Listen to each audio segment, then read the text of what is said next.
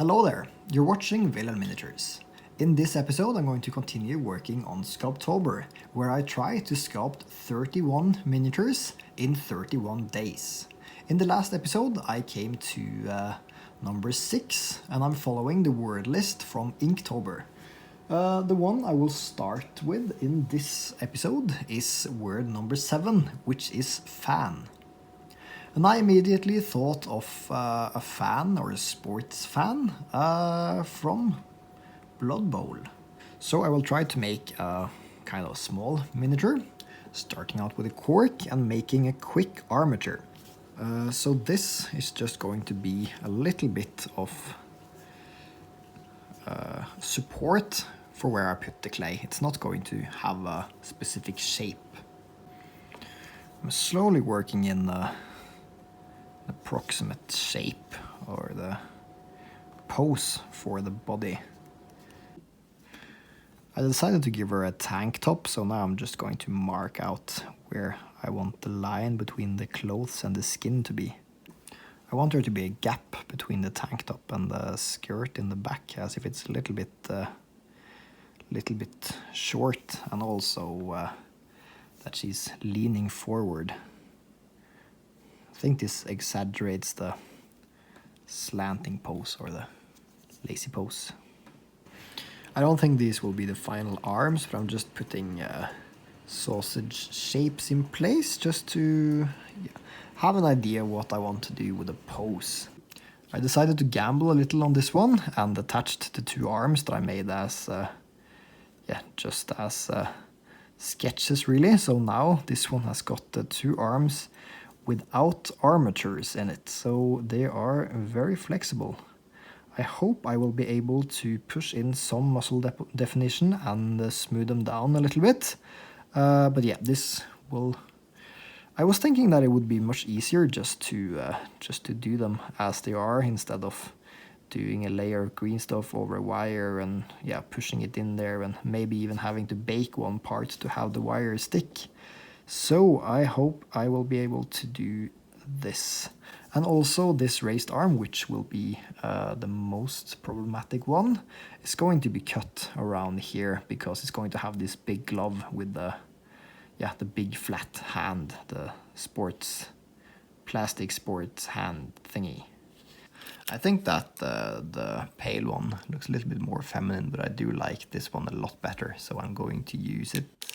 I haven't baked these, but I think I will be able to attach them before baking. And if I am, I will be able to refine them together with the body. I gave this one some cute little ears, and now I think it looks orc-ish. I have moved on to the second day on working on this one, and I don't really have time for that because there's another word I need to start on now. So I will put this one aside for now and come back to it to make the big sports hand thing and the beer can or soda can. Anyway, this is fan. The next word is watch. So I was thinking about making a beholder kind of monster, or like a watcher. So I'm thinking like making a ball of ice and some tentacles hanging out, and this will be one of the tentacles just to have a support for it. I'm going to give this one several eyes and one big one in the middle, so I think I'm just going to put down a larger bead for the main eye. I'm going to put some green stuff around the wire so that the clay will have something to stick onto. Okay, I think this is a good shape for my beholder monster. So now I'm going to put down some more eyes. And the big ball in the middle here is plastic, the big bead. So hopefully that will still work when I put it in the oven. So first I think I'm just going to put down some worms over and under each of the new eyes. I'm just also putting down some sausages here and there in between the eyelids before I start smoothing it out, so that everything has approximately the same thickness. I'm not 100% sure about what to do down here, what type of texture I want, so I'm just going to start with the areas around the eyes. I traced out the quick mouth for my beholder or watcher, just to see how it would look and where I should place it. And I think it looks quite good like this. I think I want to go for a similar texture on the entire skull, so I'm just going to put down some different lengths of clay sausages like this in a varying pattern, and then I can smooth everything together and yeah, hopefully get a brain looking texture. Right now this one looks a little bit like a toothless baby, so it needs some teeth.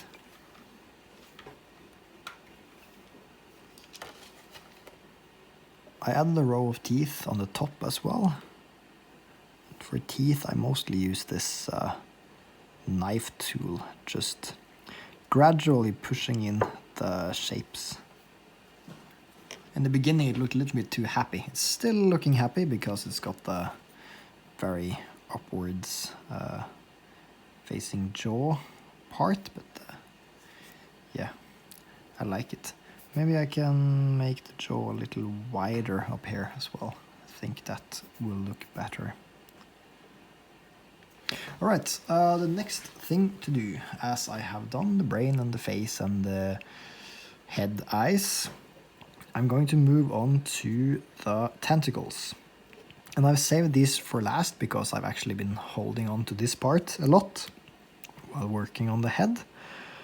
To achieve a look of thinner tentacles, I'm going to just split it into, just give it some lines to make it look as if it's several tentacles forming this shape. So what I have in mind is just rolling out some different lengths of sausages and putting them on there. I've decided to put down a little bit of texture around the base of the creature so that I can add a couple of tentacles that's kind of hanging or dragging along the ground. I like making stones in clay like this because it's very simple and it immediately looks quite cool.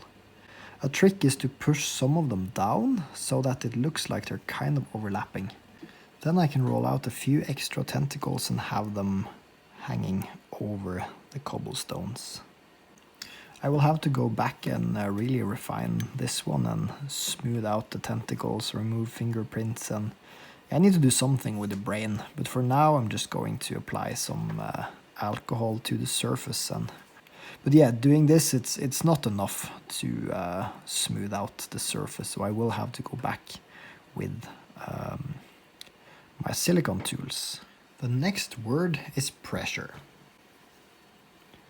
Now I'm thinking about some kind of humanoid alien figure that lives on a planet with very, very high gravity, making it evolve into a very flat kind of creature. I think I'm just going to put down some, basically just some limbs and where I want the different parts of it to be. I'm thinking a little bit about the design of the lobsiders from All Tomorrows. But I think I'm going to have, I don't think I want to have the limbs asymmetrical. I think I want to give it 2 arms. Maybe just feet or like some fins or something. It turns out that the flat fishes that I didn't remember the name of is just a part of the species called flatfish, which is very convenient. So yeah, like the heads of those fishes, I kind of want it to be laying on its side so that it's... but still I want both the eyes to be on the same side of the head, like a Picasso piece.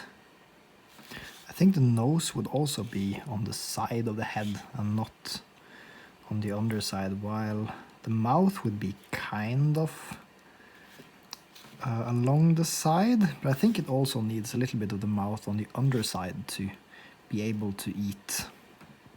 eat whatever it can find down there. Still, it doesn't look that human, it looks more like an animal because I made the face kind of elongated. So I think I need to make it a little flatter. It will be even more creepy if it's more recognizable as a person. On the back, I'm just going to kind of make a line in there for the spine, shoulder blades, some muscles and ribs going along the sides. Maybe this is better as some kind of sea creature or water creature, so I'm going to try to make the back legs or the back flippers into more like fish fins.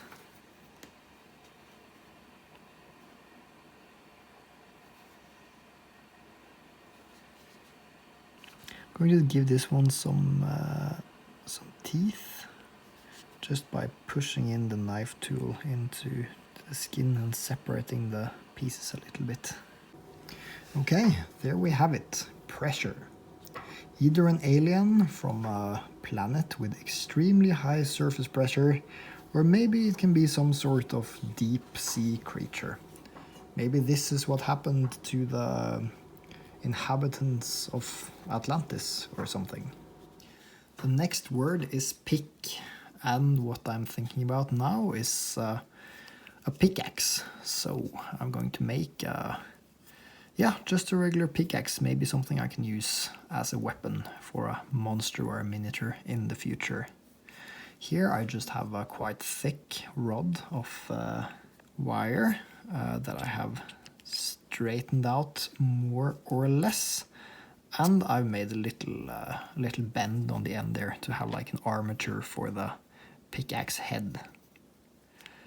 I think the way to do this is to do it in 2 rounds. First just putting down the clay, make the approximate shape, and then sand it and carve it when it's dry. First I'm just going to flatten the edges, and then I'm going to carve it into shape. To make the handle a little more interesting, I'm going to wrap it with some sewing thread. And there we have it, a simple pickaxe sculpt. The next word is sour, and here I'm thinking about the facial expression. So what I want to do is just to make a human-ish or a monster head with a sour expression. For the eyes I'm using 2 green stuff balls that I've already made, or that's already cured.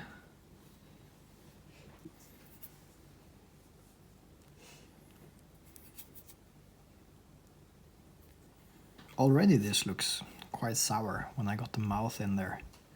So let's give it some teeth and get the nose out of the way for now.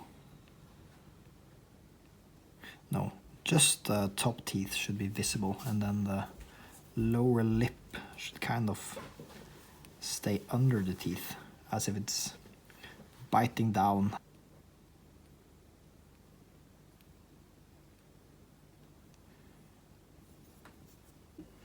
I popped out the eye and made it like closed, as if it's wincing instead, so it's even more expressionful.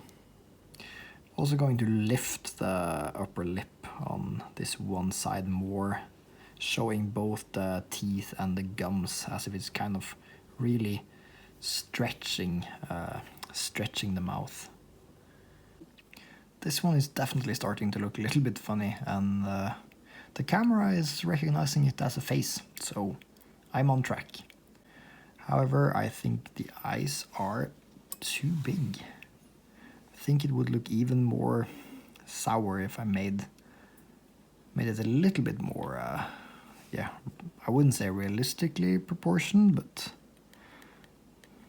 I'll try.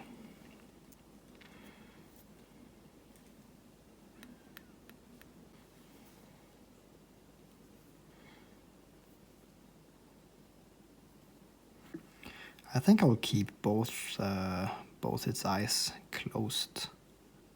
Alright, I really like it so far, but I want to do something fun with it. And there's a creature that I've been planning to decide for quite a while, which is a snail with like a very expressionate old man's head instead of a shell. That's something I really want to make. So here is a snail shell, and yeah, just to remember how they look.